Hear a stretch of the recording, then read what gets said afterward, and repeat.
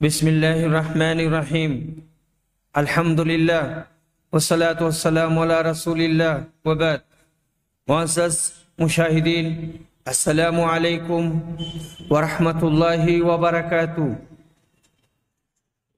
ہماری بات چل رہی تھی کہ اگر عرب قیدی پکڑ کر آئیں تو ان کو غلام بنایا جا سکتا ہے، چاہے مرد ہوں یا عورت ہوں۔ حدیث نمبر 2543 میں پڑھ چکا۔ اس کی تشریح میں کہتے ہیں، حدیث حاضہ میں ذکر ہے کہ نبی اکرم صلی اللہ علیہ وسلم نے ایک لونڈی کے آزاد کرنے کا حضرت عائشہ کو حکم فرمایا، اور ساتھ ہی ارشاد ہوا کہ یہ عورت حضرت اسماعیل علیہ السلام کے خاندان سے تعلق رکھتی ہے، لہذا معزز ترین خاندانی عورت ہے، اسے آزاد کر دو۔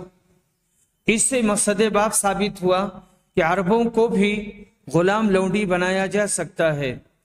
اس عورت کا تعلق بنو تمیم سے تھا، اور بنو تمیم کے لیے نبی اکرم صلی اللہ علیہ وسلم نے یہ شرف عطا فرمایا کہ ان کو اپنی قوم قرار دیا، کیونکہ یہ ایک عظیم عرب قبیلہ تھا جو بنی تمیم بن مرہ کی طرف منسوب تھا، جس کا نسب نامہ یوں رسول اکرم سے جا ملتا ہے: تمیم بن مرہ بن عد بن طانحہ بن الیاس بن مدر۔ یہاں پہنچ کر یہ نسب نامہ رسول اکرم سے مل جاتا ہے۔ اس قبیلہ نے بعد میں اسلام قبول کر لیا تھا۔ نبی اکرم صلی اللہ علیہ وسلم نے فرمایا کہ میری امت میں دجال کے مقابلہ پر یہ قبیلہ بہت سخت ہوگا، جو لڑائی میں سختی کے ساتھ دجال کا مقابلہ کرے گا۔ ایک مرتبہ بنو تمیم کی زکوٰۃ وصول ہو کر دربار رسالت میں پہنچی تو آپ نے ازراہ کرم فرمایا کہ ہماری قوم کی زکوٰۃ ہے۔ نبی اکرم نے بحالت کفر بھی اس خاندان کی اس قدر عزت افزائی فرمائی کہ اس سے تعلق رکھنے والی ایک لونڈی خاتون کو آزاد کر دیا، اور فرمایا کہ یہ اولاد اسماعیل سے ہے۔ اس حدیث سے نسبی شرافت پر بھی کافی روشنی پڑتی ہے۔ اسلام نے نسبی شرافت میں غلو سے منع فرمایا ہے، اور حد اعتدال میں نسبی شرافت کو آپ نے قائم رکھا ہے، جیسا کہ اس حدیث سے پیچھے مذکور شدہ واقعات سے ثابت ہے کہ آپ نے جنگ حنین کے موقع پر اپنے آپ کو عبد المطلب کا فرزند ہونے پر اظہار فخر فرمایا تھا۔ معلوم ہوا کہ اس سے کہ اسلام سے پہلے کے غیر مسلم آبا و اجداد پر ایک مناسب حد تک فخر کیا جا سکتا ہے، لیکن اگر یہی فخر باعث گھمنڈ اور غرور بن جائے کہ دوسرے لوگ نگاہ میں حقیر نظر آئیں تو اس حالت میں خاندانی فخر کفر ہے، جو مسلمان کے لیے ہرگز لائق نہیں۔ فتح مکہ پر نبی صلی اللہ علیہ وسلم نے قریش کی اس نخوت کے خلاف اظہار ناراضگی فرما کر قریش کو آگاہ کیا تھا کہ کلکم بنو آدم و آدم من تراب، تم سب آدم کی اولاد ہو اور آدم کی پیدائش مٹی سے ہے۔ باب فضل من ادب جاریتہ وعلمہا، جو شخص اپنی لونڈی کو ادب اور علم سکھائے اس کی فضیلت کا بیان۔ حدیث نمبر 2544 متفق علیہ۔ ابو موسیٰ اشعری روایت کرتے ہیں کہ رسول صلی اللہ علیہ وسلم نے فرمایا، جس شخص کے پاس کوئی لونڈی ہو اور وہ اس کی اچھی پرورش کرے اور اس کے ساتھ اچھا معاملہ کرے، پھر اسے آزاد کر کے اس سے نکاح کر لے تو اس کو دوہرا ثواب ملے گا۔ باب قول نبی صلی اللہ علیہ وسلم العبید اخوانکم فاطعموہم مما تاکلون۔ نبی اکرم صلی اللہ علیہ وسلم کا یہ فرمانا، غلام تمہارے بھائی ہیں، اس لیے ان کو بھی تم اسی میں سے کھلاؤ جو تم خود کھاتے ہو۔ اور اللہ کے اس فرمان کا بیان، وَاعْبُدُوا اللَّهَ وَلَا تُشْرِكُوا بِهِ شَيْئًا وَبِالْوَالِدَيْنِ إِحْسَانًا وَبِذِي الْقُرْبَى وَالْيَتَامَى وَالْمَسَاكِينِ وَالْجَارِ ذِي الْقُرْبَى وَالْجَارِ الْجُنُبِ وَالصَّاحِبِ بِالْجَنبِ وَابْنِ السَّبِيلِ وَمَا مَلَكَتْ أَيْمَانُكُمْ إِنَّ اللَّهَ لَا يُحِبُّ مَنْ كَانَ مُخْتَالًا فَخُورًا۔ اور اللہ کی عبادت کرو اور اس کے ساتھ کسی بھی چیز کو شریک نہ ٹھہراؤ، اور ماں باپ کے ساتھ نیک سلوک کرو، اور رشتہ داروں کے ساتھ، اور یتیموں اور مسکینوں کے ساتھ، اور رشتہ دار پڑوسیوں اور غیر پڑوسیوں اور پاس بیٹھنے والوں اور مسافروں اور لونڈی غلاموں کے ساتھ اچھا سلوک کرو۔ بے شک اللہ تعالیٰ اس شخص کو پسند نہیں کرتا جو تکبر کرنے اور اکڑنے والا اور گھمنڈ و غرور کرنے والا ہو۔ کہتے ہیں آیت میں ذی القربہ سے مراد رشتہ دار ہیں، جنب سے غیر یعنی اجنبی، اور الجار الجنب سے مراد سفر کا ساتھی ہے۔ امام بخاری رحمہ اللہ نے مقصد باب ثابت فرمانے کے لیے آیت قرآنی کو نقل فرمایا، جس میں ترجمۃ الباب لفظ وما ملکت ایمانکم سے نکلتا ہے، جس سے لونڈی غلام مراد ہیں۔ ان کے ساتھ حسن سلوک کرنا بھی اتنا ہی ضروری ہے جتنا کہ دوسرے قرابت داروں اور یتامہ و مساکین کے ساتھ ضروری ہے۔ عہد رسالت وہ دور تھا جس میں انسانوں کو لونڈی غلام بنا کر جانوروں کی طرح خریدا اور بیچا جاتا تھا، اور دنیا کے کسی قانون اور مذہب میں اس کی روک ٹوک نہ تھی۔ ان حالات میں پیغمبر اسلام نے اپنی حسن تدبیر کے ساتھ اس رسم کو ختم کرنے کا طریقہ اپنایا، اور اس بارے میں ایسی پاکیزہ ہدایت پیش کی کہ عام انسان اپنے غلاموں کو انسانیت کا درجہ دیتے، لہذا ان کو اپنے بھائی بند سمجھنے لگ گئے۔ ان کے ساتھ ہر ممکن حسن سلوک ایمان کا خاصہ بتلایا گیا، جس کے نتیجہ میں رفتہ رفتہ یہ رسم بد انسانی دنیا سے تقریباً ختم ہو گئی۔ یہ اسی پاکیزہ تعلیم کا اثر تھا۔ یہ ضرور ہے کہ اب غلامی کی اور بدترین صورتیں وجود میں آ گئی ہیں اور آ رہی ہیں۔ حدیث نمبر 2545، معرور بن سوید بیان کرتے ہیں کہ میں نے ابو ذر غفاری کو دیکھا کہ ان کے بدن پر ایک جوڑا تھا، اور ان کے غلام کے بدن پر بھی اسی قسم کا جوڑا تھا۔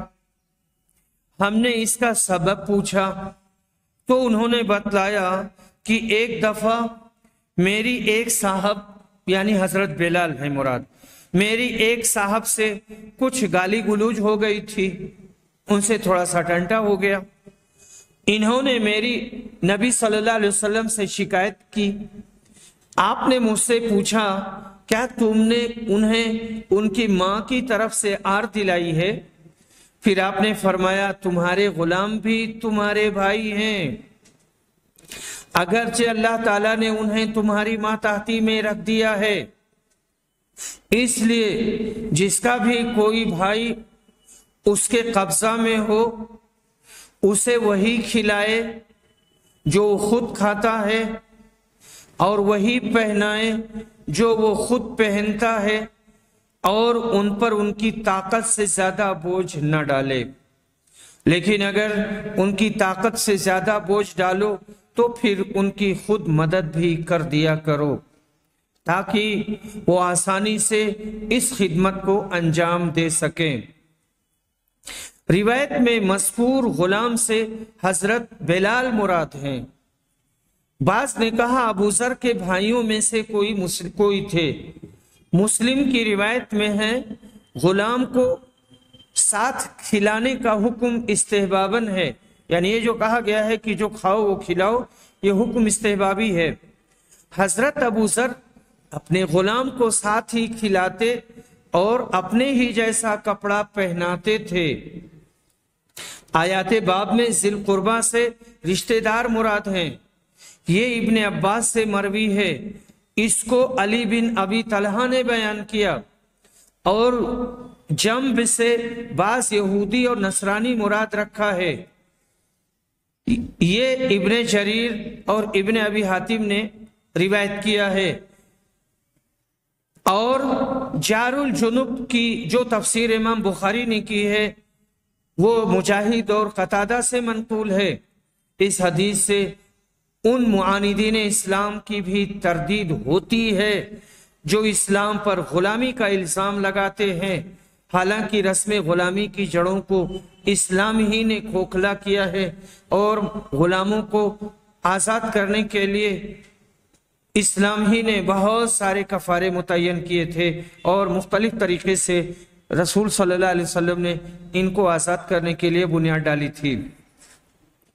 باب العبد اذا احسن عبادت ربی عز وجل ونصح سیدہ، جب غلام اپنے رب کی عبادت بھی اچھی طرح کرے اور اپنے آقا کی خیر خواہی بھی، تو اس کے ثواب کا بیان۔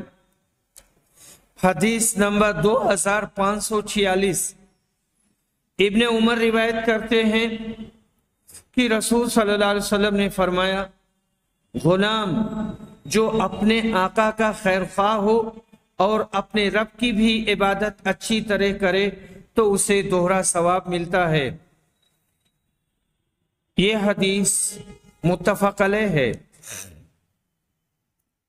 نبی صلی اللہ علیہ وسلم نے جہاں مالکوں کو اپنے لونڈی غلاموں کے ساتھ احسان و سلوک کرنے کی ہدایت فرمائی، وہاں لونڈی غلاموں کو بھی احسن طریق پر سمجھایا کہ وہ اسلامی فرائض کی ادائیگی کے بعد اپنا اہم فریضہ اپنے مالکوں کی خیر خواہی کریں۔ مالک اور آقا کے بھی حقوق ہیں، ان کی ادائیگی کریں، ان کے ساتھ وفاداری کے ساتھ زندگی گزاریں، ان کے لیے ضرر رسانی کا کبھی تصور بھی نہ کریں۔ وہ ایسا کریں گے تو ان کو دو گنا ثواب ملے گا۔ فرائض اسلامی کی ادائیگی کا ثواب اور اپنے مالک کی خدمت کا ثواب، اسی دو گنے ثواب کا تصور تھا جس پر حضرت ابو ہریرہ نے وہ تمنا ظاہر فرمائی تھی جو اگلی روایت میں مذکور ہے۔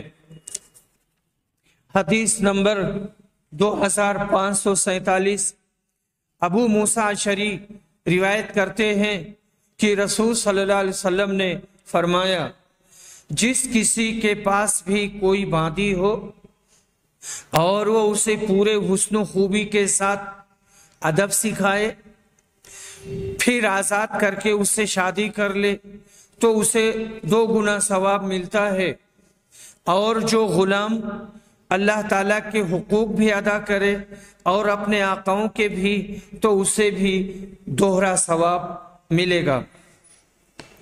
اسلامی شریعت میں عورت مرد سب کو تعلیم دینا چاہیے، یہاں تک کہ لونڈی غلاموں کو بھی علم حاصل کرانا ہر مسلمان مرد و عورت پر فرض ہے، مگر علم وہ جس سے شرافت اور انسانیت پیدا ہو، نہ آج کے علوم مروجہ جو انسان نما حیوانوں میں اضافہ کراتے ہیں۔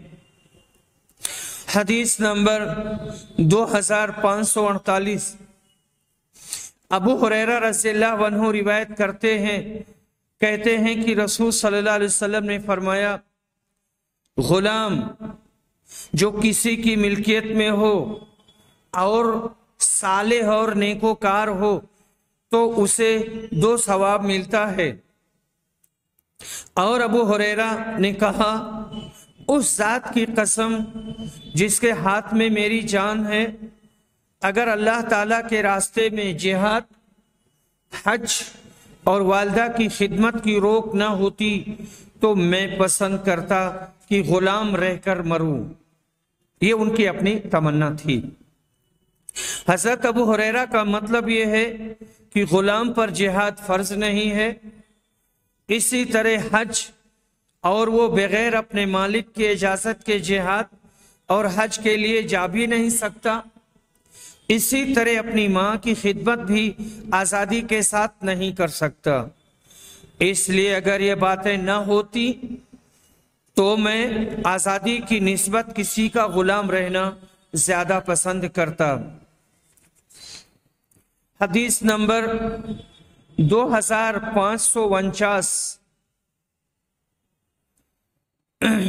ابو ہریرہ رضی اللہ عنہ روایت کرتے ہیں کہ نبی صلی اللہ علیہ وسلم نے فرمایا، کتنا اچھا ہے کسی کا وہ غلام جو اپنے رب کی عبادت اچھے سے کرے اور اپنے مالک کی خیر خواہی بھی کرتا رہے۔ یہ جو ابھی حدیث 2548 میں نے آپ کے سامنے پڑھا ہے وہ متفق علیہ ہے، اور اس کے بعد میں 2549 ہے۔ اس کے بعد میں جو ہمارا باب آ رہا ہے وہ ہے کہ غلام پر دست درازی کرنا اور یوں کہنا کہ یہ میرا غلام ہے یا لونڈی، یہ ٹھیک نہیں ہے، یہ مکروہ ہے۔ حافظ ابن حجر کہتے ہیں کہ کراہیت تنزیہی ہے، کیونکہ غلام سے اپنے کو اعلیٰ سطح سمجھنا ایک طرح کا تکبر ہے۔ غلام بھی ہماری طرح کا بندہ ہے۔ آدمی اپنے تئیں جانور سے بھی بدتر سمجھے، غلام تو آدمی ہے اور ہماری طرح آدم کی اولاد ہے، اور غلام لونڈی اس وجہ سے کہنا مکروہ ہے کہ کوئی اسے حقیقی معنی نہ سمجھے، کیونکہ حقیقی بندگی تو سوائے اللہ کے اور کسی کے لیے نہیں ہو سکتی۔ سورہ نور میں اللہ تعالیٰ نے فرمایا ہے، وَالصَّالِحِينَ مِنْ عِبَادِكُمْ وَإِمَائِكُمْ، اور تمہارے غلاموں اور تمہاری بادیوں میں جو نیک ہیں۔ تو یہاں پر غلام کہا اللہ نے، اور ایما یعنی لونڈی، اور اس کی نسبت کم کی طرف کی گئی ہے۔ اور سورہ نحل میں فرمایا عبدم مملوکا، مملوک غلام، اور سورہ یوسف میں فرمایا وَأَلْفَيَا سَيِّدَهَا لَدَى الْبَابِ، اور یوسف اور زلیخا نے اپنے آقا عزیز مصر کو دروازے پر پایا۔ اور سورہ نساء میں فرمایا من فتياتكم المؤمنات، تمہاری مسلمان بادیوں میں سے۔ اور نبی صلی اللہ علیہ وسلم نے فرمایا اپنے سردار کو لینے کے لیے اٹھو، سعد بن معاذ کے لیے۔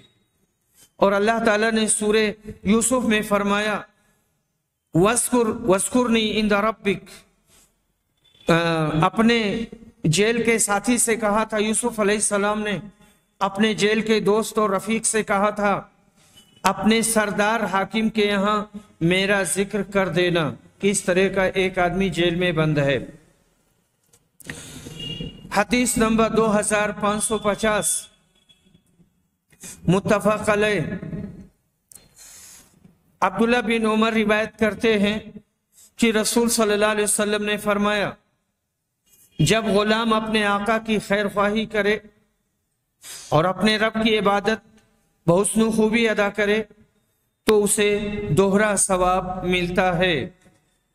روایت میں لفظ عبد اور سید استعمال ہوئے ہیں، یہی مقصود باب ہے۔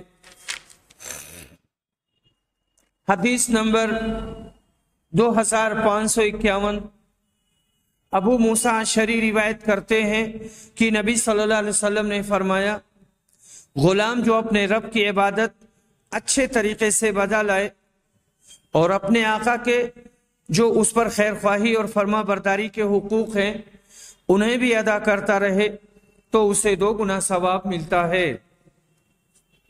یہ اس لیے کہ اس نے 2 فرض ادا کیے، ایک اللہ کی عبادت کا فرض ادا کیا، دوسرے اپنے آقا کی اطاعت کی جو شرعاً اس پر فرض تھی، اس لیے اس کو 2 گنا ثواب حاصل ہوا۔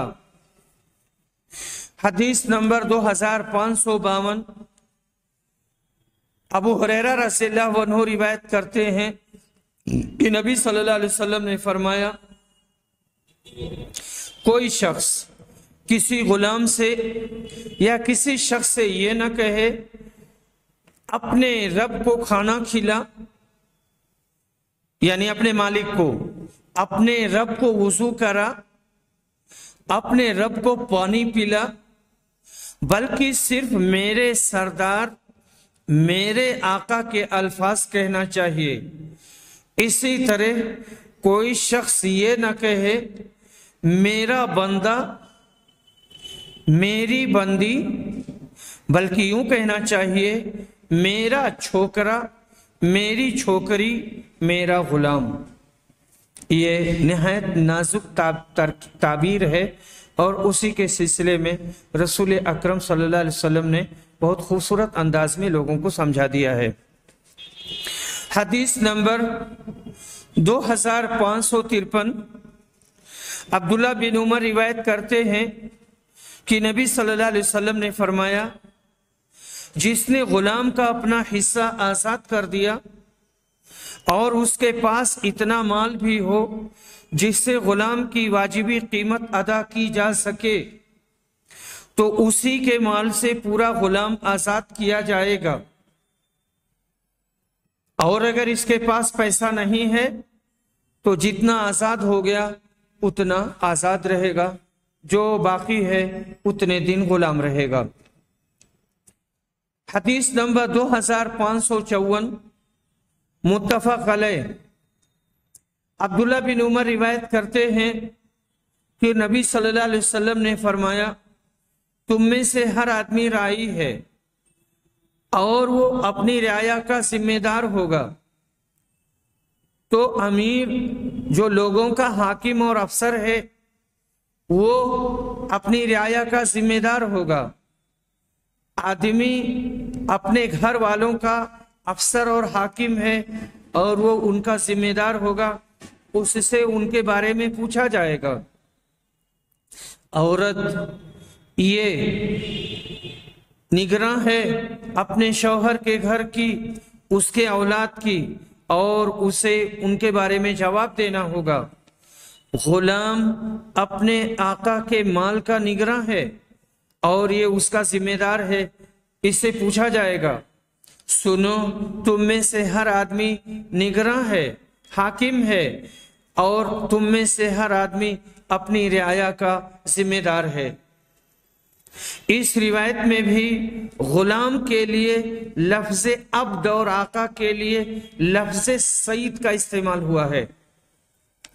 اس طرح مجازی معنوں میں ان الفاظ کا استعمال کرنا درست ہے۔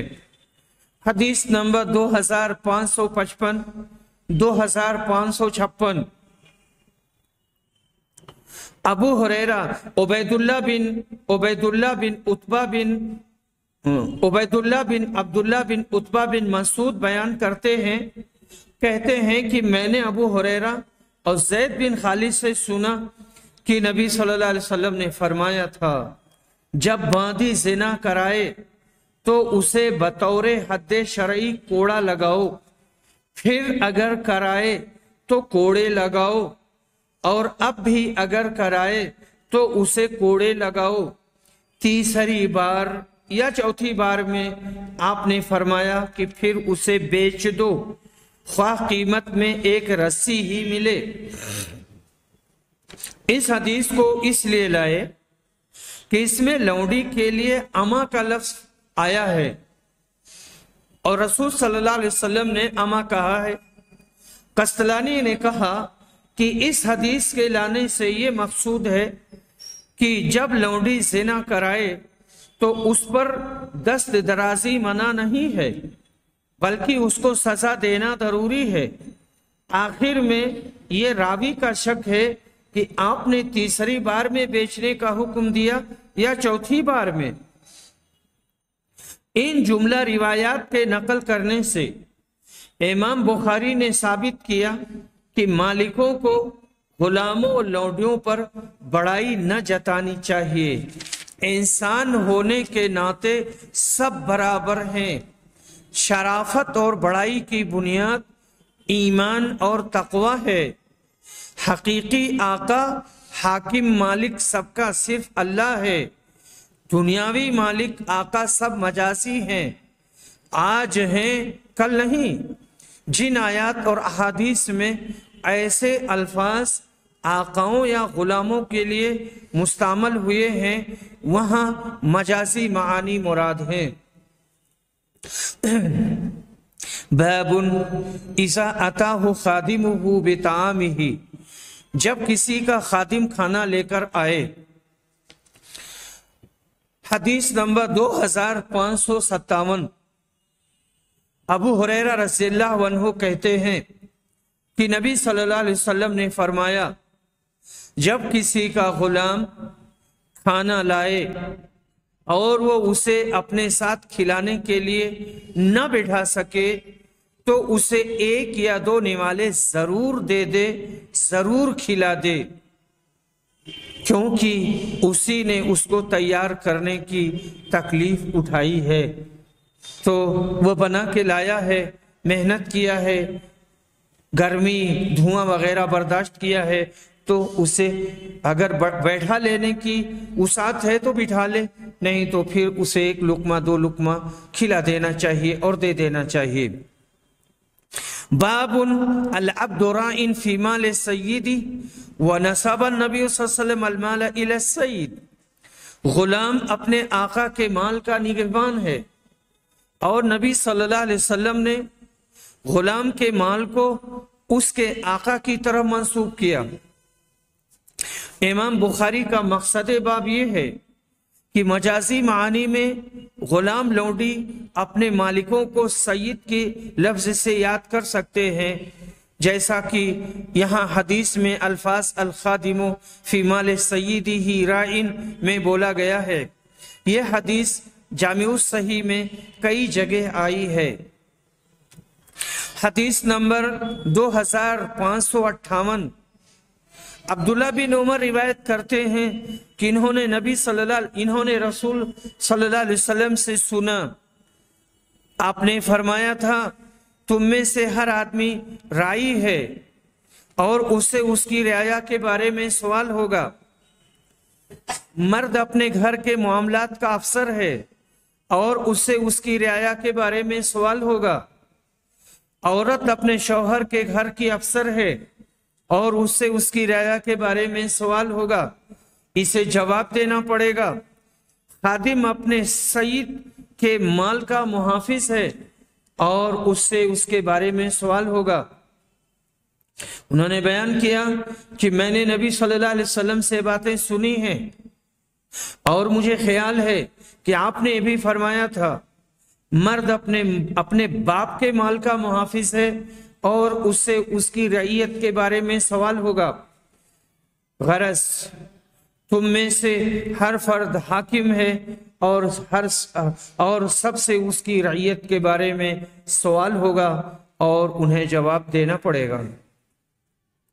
باب اذا ضرب العبد فلیجتنب الوجه، اگر کوئی غلام لونڈی کو مارے تو چہرے سے بچے، چہرے پر نہ مارے۔ حدیث نمبر 2559 متفق علیہ۔ ابو ہریرہ رضی اللہ عنہ نبی صلی اللہ علیہ وسلم سے روایت کرتے ہیں، آپ نے فرمایا، جب کوئی کسی سے جھگڑا کرے تو چہرے پر نہ مارے۔ مار پیٹ میں چہرے پر مارنے سے پرہیز صرف غلام کے ساتھ خاص نہیں ہے، یہاں چونکہ غلاموں کا بیان ہو رہا تھا اس لیے عنوان میں اسی کا خصوصیت سے ذکر کیا۔ बल्कि चेहरे पर मारने से परहेज का हुक्म तमाम इंसानों बल्कि जानवरों तक के लिए है। इमाम बुखारी ने रिवायत में एक रावी का नाम लिया, सिर्फ इब्ने फुला से याद किया है।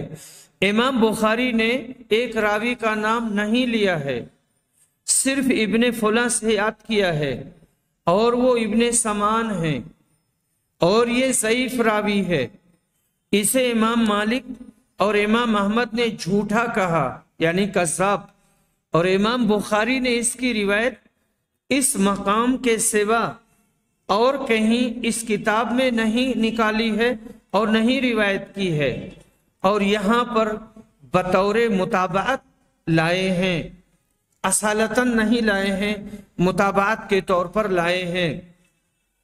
क्योंकि इमाम मालिक और अब्दुल रज़्ज़ाक की रिवायत बयान की। असलम की रिवायत में साफ इज़ा ज़रबा है, और इस हदीस में वो खादिम को मारने की सराहत नहीं है, मगर इमाम बुखारी ने उस तरीक की तरफ इशारा किया, यानी उस सनद की तरफ जिसको उन्होंने अदबुल मुफरद में रिवायत निकाला है। उसमें यूं है, इज़ा ज़रबा खादिमा, यानी जब तुम में कोई अपने खादिम को मारे। हाफिज इब्ने हजर ने कहा ये आम है, ख्वाह किसी हद में मारे या ताज़ीर में, हर हाल में मुंह पर ना मारना चाहिए। इसकी वजह मुस्लिम की रिवायत में यूं मज़कूर है, क्योंकि अल्लाह ने आदम को उसकी सूरत पर बनाया, यानी मार खाने वाले शख्स की सूरत पर। बाज़ ने यूं तर्जमा किया है, क्योंकि अल्लाह ने आदम को अपनी सूरत पर बनाया। वैसे चेहरे पर मारना अदब और अखलाक के भी सरासर खिलाफ है। अगर मारना हो तो जिस्म के दीगर आज़ा मौजूद हैं। हाफिज इब्ने हजर फरमाते हैं, फतहुल बारी से इनकी लंबी रिवायत है, खुलासे मतलब ये कि उलमा ने कहा है चेहरे पर मारने की ममानियत इसलिए है कि ये उदु लतीफ़ है, जो जुमला महासिन का मजमुआ है, और अक्सर इदराक का वुकू चेहरे के आज़ा ही से होता है। इसलिए इस पर मारने से खतरा है कि इसमें कई एक नकाइस व उयूब पैदा हो जाएं। बस ये इल्लत बेहतर है जिनकी बिना पर चेहरे पर मारना मना किया गया है। लेकिन इमाम मुस्लिम के नज़दीक एक और इल्लत है। उन्होंने इस हदीस को अबू अयूब मुरागी की सनद के साथ हजरत अबू हुरैरा से रिवायत किया है, जिसमें ये लफ्ज़ ज़्यादा हैं कि अल्लाह ने आदम को उसकी सूरत पर पैदा किया है। अगरचे ज़मीर के मरजा में इख्तिलाफ है, मगर अक्सर उलमा के नज़दीक ये ज़मीर मदरूब ही की तरफ पलटती है, इसलिए कि पहले चेहरे के इकराम का हुक्म हो चुका है। अगरचे ये तालील मुराद न ली जाए तो इस जुमला का माक़बल से कोई रब्त बाकी नहीं रह जाता। कुर्तुबी ने कहा कि बाज़ ने ज़मीर को अल्लाह की तरफ लौटाया है।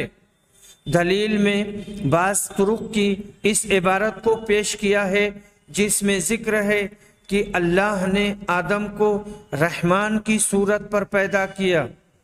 मुतरजिम कहता है कि कुरान की नस्से सरीह लैसा कमिस्लिही शै दलील है कि अल्लाह पाक को और उसके चेहरे को किसी से तशबीह नहीं दी जा सकती। वल्लाहु आलम बिस्सवाब। अहले हदीस का यही मज़हब है कि अल्लाह पाक अपनी ज़ात और जुमला सिफात में वहदहू ला शरीक लहू है, और इस बारे में कुरैत करना बिदात है, जैसा कि इस्तिवा अलल अर्श के मुतालिक सलफ का अकीदा है। और जैसे कि इमाम मालिक रहमुल्लाह ने कहा था, अल इस्तिवाउ मालूमुन वल कैफु मजहूलुन वल ईमानु बिही वाजिब वस्सवाल अन्हु बिदा। इस्तिवा मालूम है, इस्तिवा का माना मालूम है, اور اس کی کیفیت معلوم نہیں ہے، مجہول ہے، اور اس پر ایمان لانا واجب ہے، اور اس کے بارے میں سوال کرنا بدعت ہے۔ وآخر دعوانا الحمد للہ رب العالمین۔